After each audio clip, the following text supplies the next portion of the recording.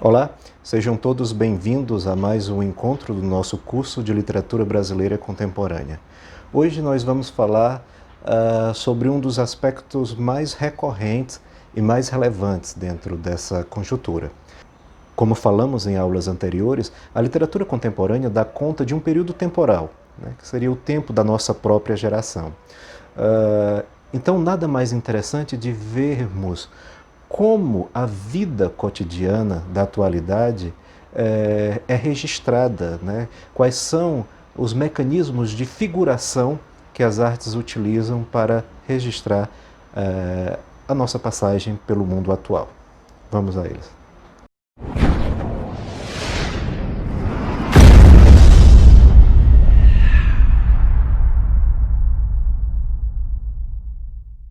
Bom, para vermos essas questões das cenas do cotidiano, primeiro preciso dizer que a literatura veio abandonando as grandes causas da humanidade, o amor, a glória, as grandes batalhas, a honra, a virtude, Deus, né?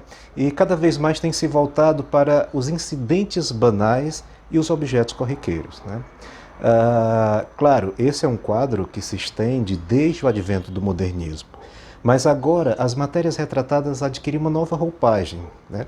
Graças, sobretudo, aos processos de experimentação com a linguagem empreitados, né, pelos autores do nosso tempo. Devido à investigação focalizada, centrada em elementos que se encontram muito perto de nós, essa nova geração acaba se tornando uma criadora de microcosmos, nos quais são projetados aspectos densos da realidade social, histórica e humana. Cada pequeno objeto comporta um mundo exorbitante, gerando diversas possibilidades de leitura. As obras normalmente comportam aspectos da intimidade, do pensamento, das reflexões do próprio autor, promovendo uma espécie de tensão entre o plano referencial e o plano ficcional, né? É só atentarmos para o número acentuado de lançamentos de biografias, autobiografias ou até mesmo de algumas biografias ficcionalizadas. Evidentemente, tudo isso não passa de uma tentativa de desestabilizar as estruturas tradicionais dos gêneros literários e, com isso, implantar alguma novidade no plano formal, né? Esse enfoque também está relacionado ao desejo imperante na produção literária do nosso tempo de promover releituras do processo histórico, né, dos processos históricos, como já havíamos discutido na aula sobre o pós-modernismo, né? Bom, no fim das contas, trata-se de uma estratégia empregada com o intuito de dar maior visibilidade ao discurso literário e, com isso, fazer com que ele adquira uma força social e política maior. Bom, vale ressaltar que as reflexões muitas vezes são sobre a própria banalidade da vida, buscando revelar ao leitor aspectos da vida cotidiana que, em função do caráter automatizado das relações humanas, dificilmente são percebidas no nosso dia a dia, né? Tomando de empréstimos as leituras feitas por Gaston Bachelard, eu diria que grande parte dos autores da contemporaneidade veem o mundo através da perspectiva de uma criança, no sentido de que o fazem como se fosse sempre a primeira vez. Evidentemente, isso gera um processo de aprendizagem constante com a realidade, pois cada pequena coisa que compõe os espaços ao nosso redor se torna matéria de curiosidade e investigação artística. Bom, o exemplo mais contundente desse processo talvez se encontre na poesia do Arnaldo Antunes, né? Na qual a revelação de coisas pequenas e de acontecimentos banais promove uma verdadeira desautomatização, né, da própria percepção humana e, evidentemente, dos fatores de linguagem, né, das mais diversas ordens. Bom, como todo processo artístico está intimamente vinculado aos meios de produção cultural, é claro que uma sociedade assinalada por tantas peculiaridades, vai demandar o emprego de formas e procedimentos literários igualmente particulares, né? Nesse sentido, aqui se destaca a grande recorrência de formas reduzidas que aparecem com força nessa nova geração de escritores, né? Há muitos exemplos de mini-contos, microcontos, mini-crônicas, nanoconto, né, para citar uma bem recente. Os poemas são cada vez mais curtos, né?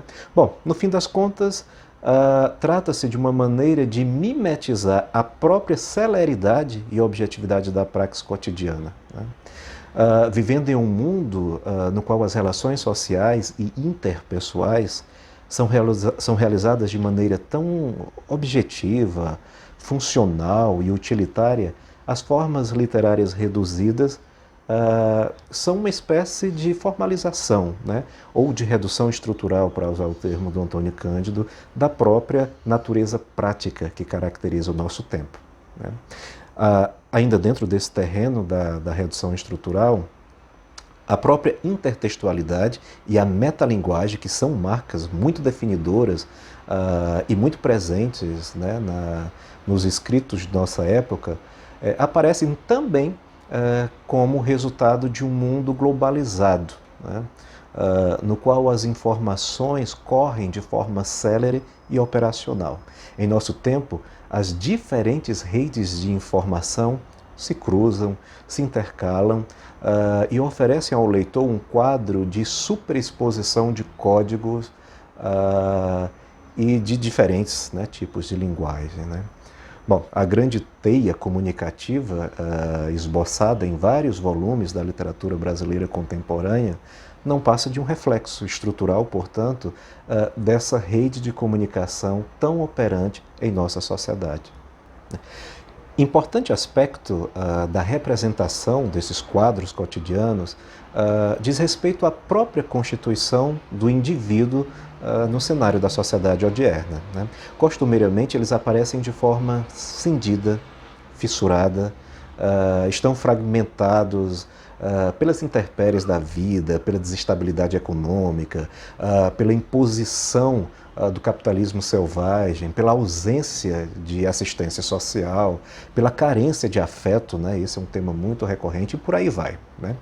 Bom, interessante destacar nesse quesito o fato de a condição humana ter a capacidade de revelar todo um quadro social, político, histórico e cultural, né? Ou seja, é como se um personagem, né, um grupo de personagens, figurasse como imagem de todo um grupo social que ele próprio representa, né? Mas tome cuidado, não é por ter essas características que esses personagens se enquadraria naquela classificação de tipos, né, no sentido tradicional do termo, já que suas experiências na literatura contemporânea normalmente são bastante problematizadas e aponta para um nível de tensão existencial muito mais profunda, muito mais aguda do que em outras, né, em outras épocas. Bom, para se ter uma ideia mais clara desse significado social das personagens, basta citar o grande número de seres das margens que povoam as páginas dos livros escritos nas últimas 3 décadas, né? São moradores de ruas, são seres que pertencem a comunidades descentralizadas, são prisioneiros, esquizofrênicos, migrantes e por aí vai, né? Dentro desse contexto, a representação feminina merece um destaque, dado tanto a recorrência das mulheres nas obras literárias, bem como a problematização envolta no processo de representação dessas mulheres, né?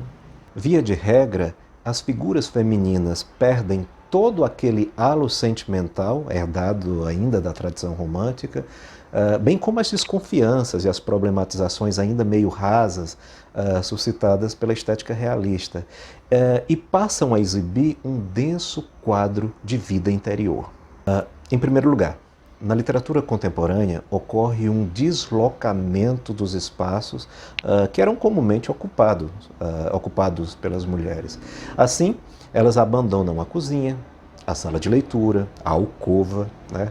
Os cabarés e os salões de festa, né? Em um nível mais problematizador, ali em meados do século XIX para frente, e passam a transitar por espaços que normalmente eram propriedade absoluta dos homens, né? E aqui me refiro a duas concepções distintas de espaço, né?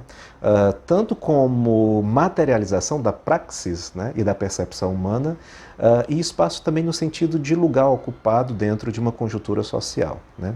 Então a mulher, a figura feminina como um todo, né, acaba invadindo, no bom sentido, essa rede espacial que durante muito tempo foi majoritariamente território da representação masculina.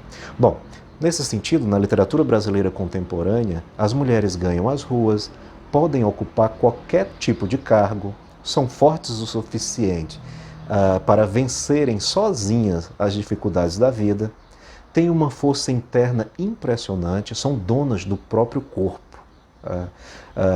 Aliás, não são reprimidas sexualmente, né? Isso é um dos grandes aspectos. Assume o lugar de fala e reconstrói a imagem de sua participação no mundo, né? Claro, evidentemente, nem todas as obras trazem essa mesma abordagem, nem são níveis muito homogêneos, né? Mas seja de forma direta ou mais problematizada, me parece que esse tende a ser o recurso dominante na produção literária do nosso tempo, né? As figuras femininas assumindo a centralidade não só da representação, mas do discurso também. Bom, o choque cultural e geracional é outro importante aspecto da vida cotidiana bastante recorrente na literatura contemporânea, né? O assunto foi abordado, né, na aula sobre o pós-modernismo, né? Mas aqui eu quero destacar o caráter documental dessa proposta. Vivendo em uma época em que os hábitos mudam de forma muito acelerada, né, esse aspecto possibilita que as obras se estruturem em torno de constantes tensões, já que somos impelidos a conviver com as diferenças, né?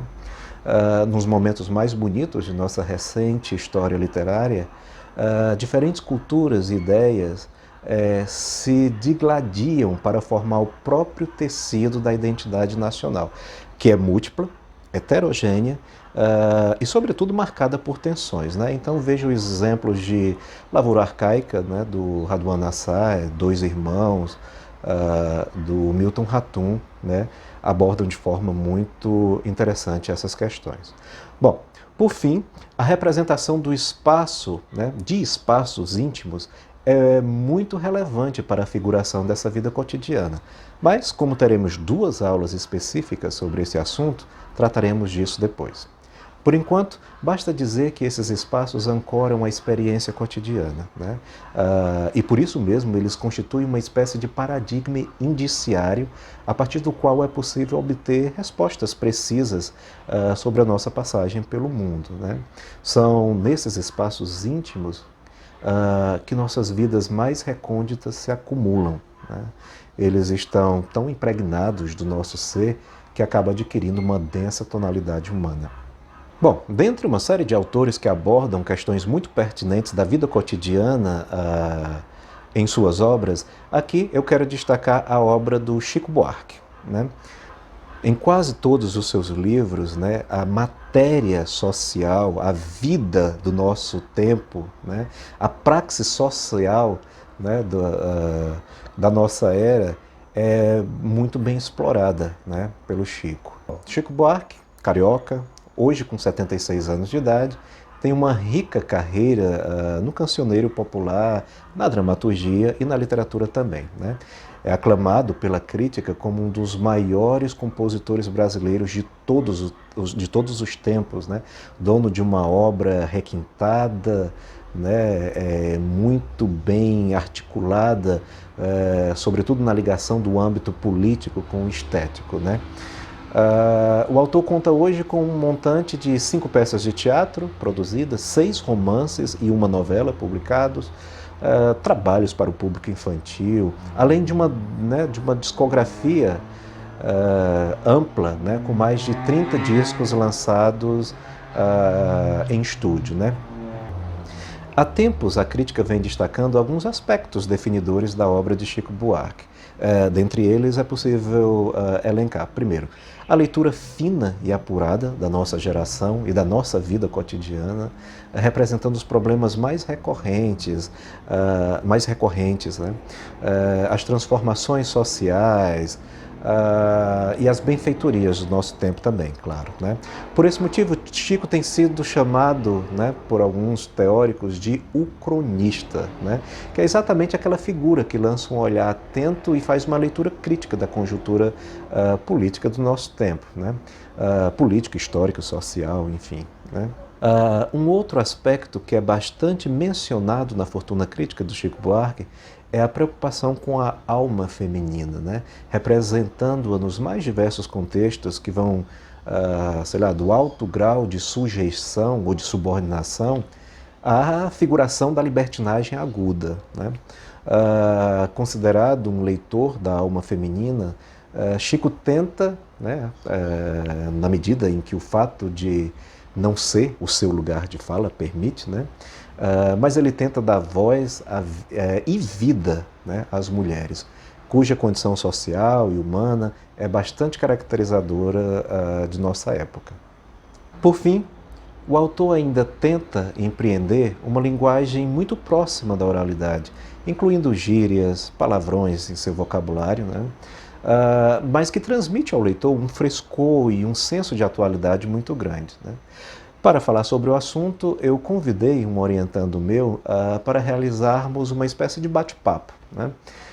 Com o intuito de promover uma maior integração entre os níveis da graduação e da pós-graduação, que está previsto né, nos manuais que regem a universidade.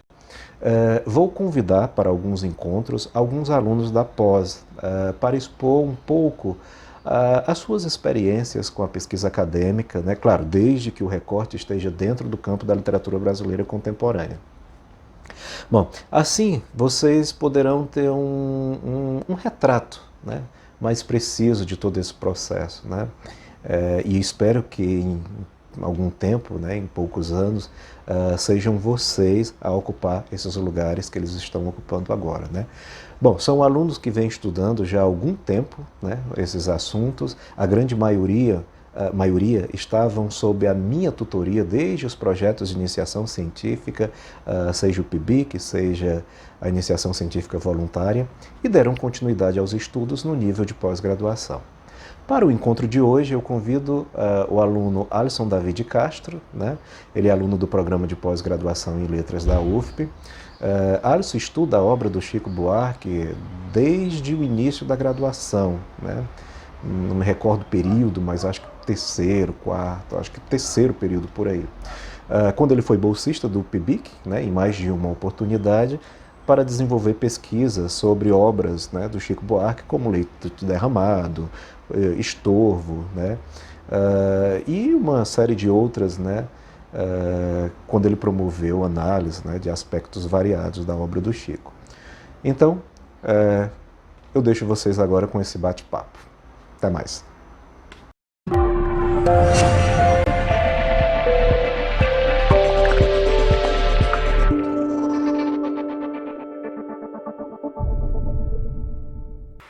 Bom, boa noite, Alisson. É, Vamos fazer né, travar um bate-papo aqui. A aula de hoje está sendo sobre algumas considerações de aspectos da vida cotidiana em autores enfim, diversos da literatura contemporânea. Como Chico Buarque é muito apontado pela crítica especializada por ser um cronista, um grande intérprete, né, das experiências do nosso tempo, das relações interpessoais, intersubjetivas, a própria passagem mesmo da nossa geração. E como você vem desenvolvendo, né, estudos, pesquisas desde a graduação sobre o assunto, então a gente vai conversar um pouco sobre o modo como Chico trata essas questões. Bom, se eu não me engano, seu primeiro trabalho foi sobre estorvo, né? Depois veio Leite Derramado, ou foi o e agora, depois estorvo, é verdade. E agora, Agora é Budapeste e Budapeste. Aston E o quê? e Aston. Então tá passeando aí um pouco pelos romances do Chico Buarque, né? Que não são tantos numéricos assim, né?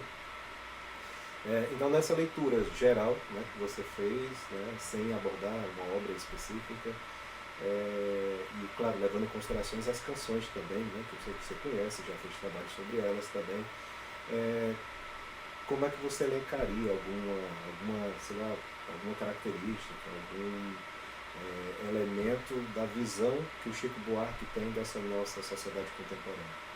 Daria para levantar algum aspecto, assim, é, essa sociedade é, né, caracterizada na obra dele de alguma maneira muito específica?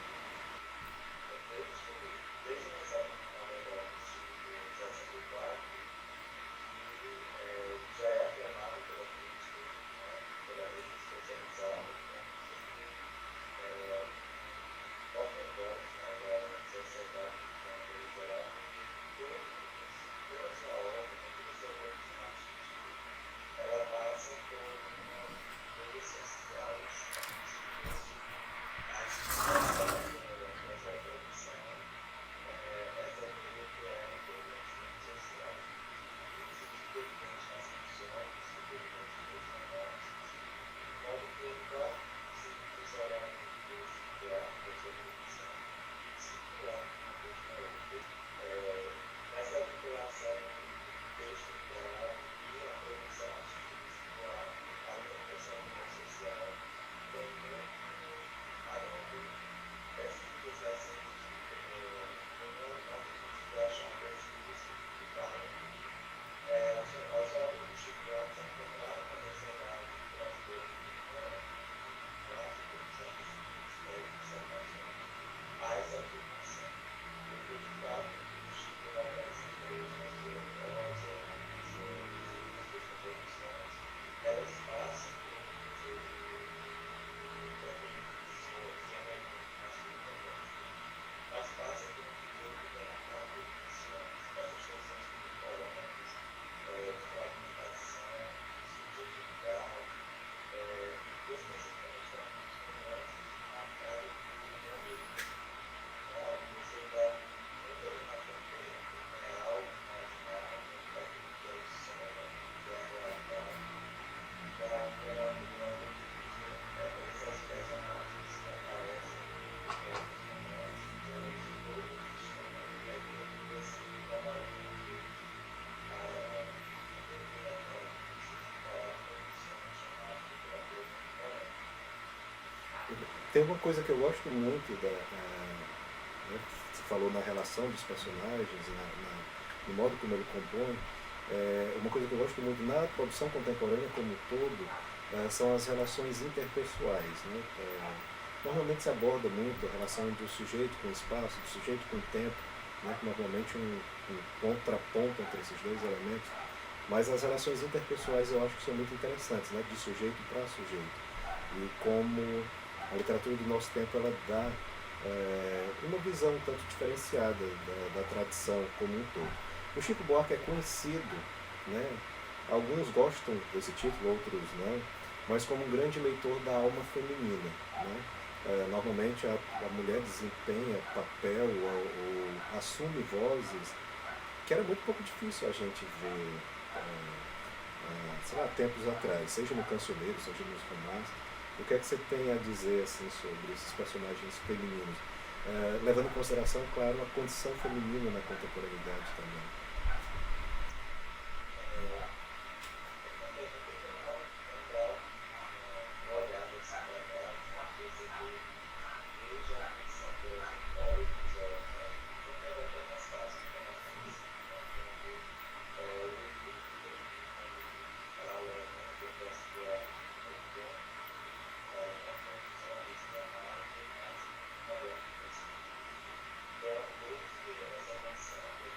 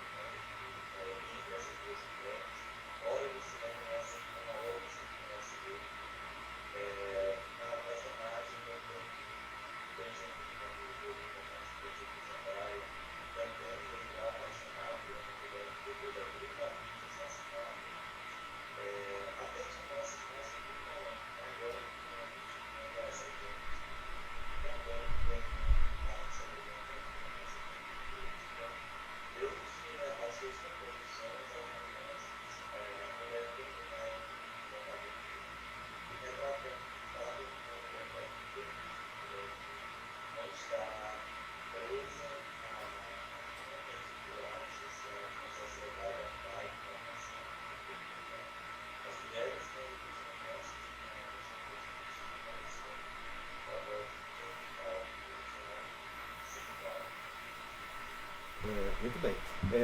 Tem uma questão que é interessante em relação a uma briga muito grande. Não é uma briga, né? É uma divisão de opiniões.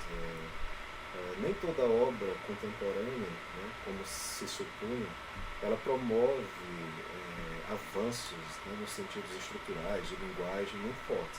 Você tem obras como a do Nuno Ramos, por exemplo, que você tem nitidamente uma nova articulação de linguagem, ou será um Osman Lins, por exemplo, que tem uma estrutura de romance também muito inovadora para os padrões até então, mas muitos autores, sei lá, o Raduan Assar, o Milton Ratum, que se voltam para estruturas que já estavam estabilizadas, assim, né?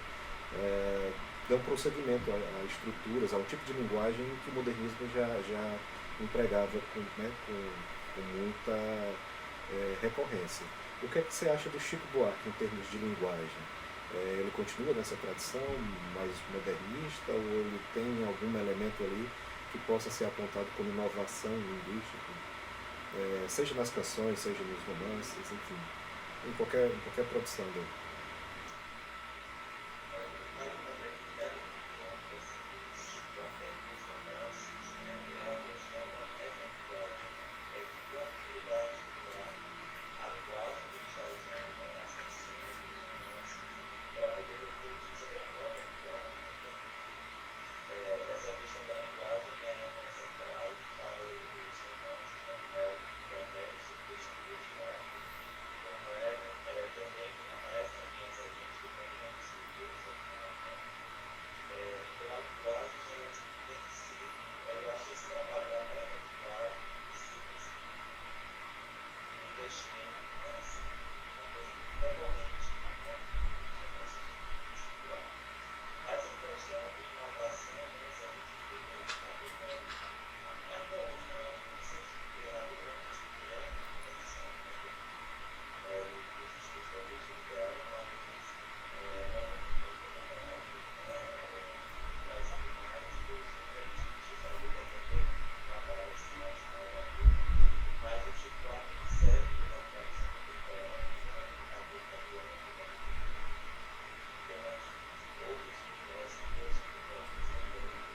E aí ele acaba apresentando também mais ou menos essa, por exemplo, dentro do seu romance ele também traz uma questão que seria uma analogia muito usada nos romances, aquela ideia do herói, né?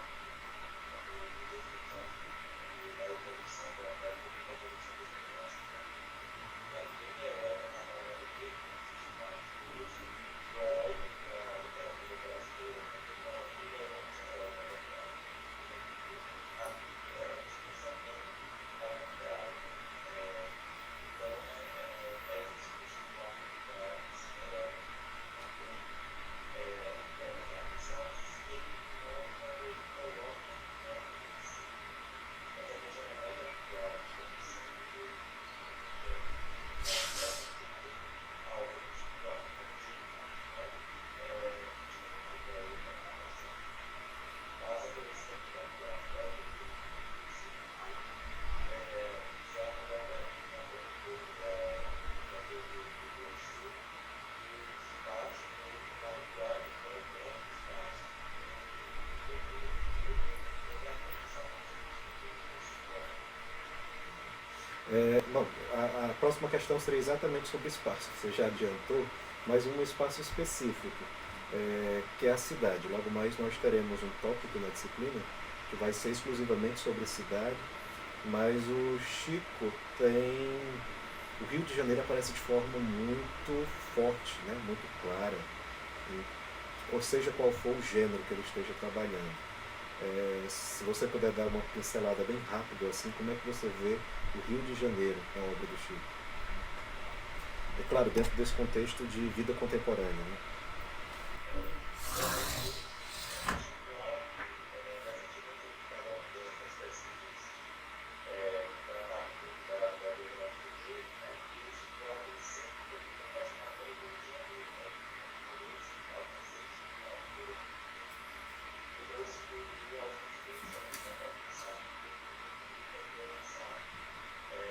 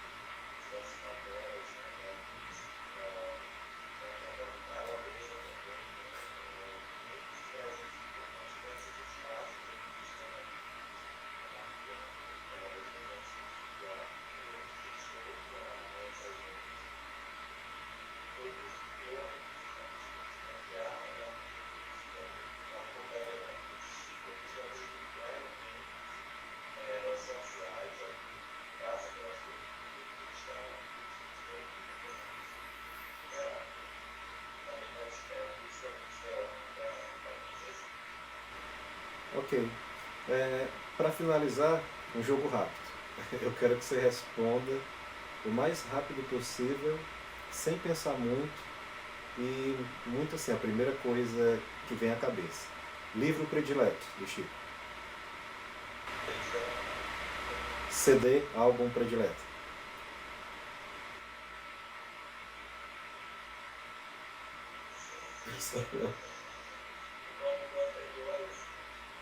O quê? Volta o quê? Ah, o Chico?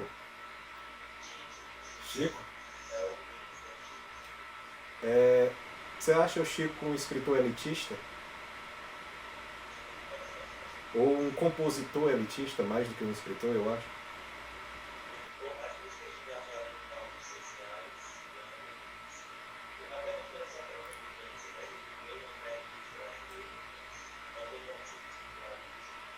Se fosse indicar um livro e um CD para novos leitores, qual seria? Livro e CD.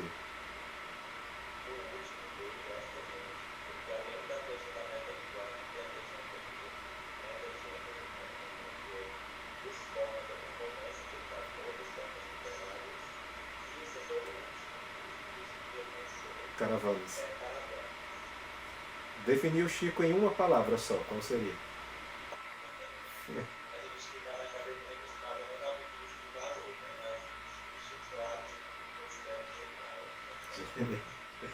Então é isso. Obrigado pelo bate-papo, né? E até a próxima.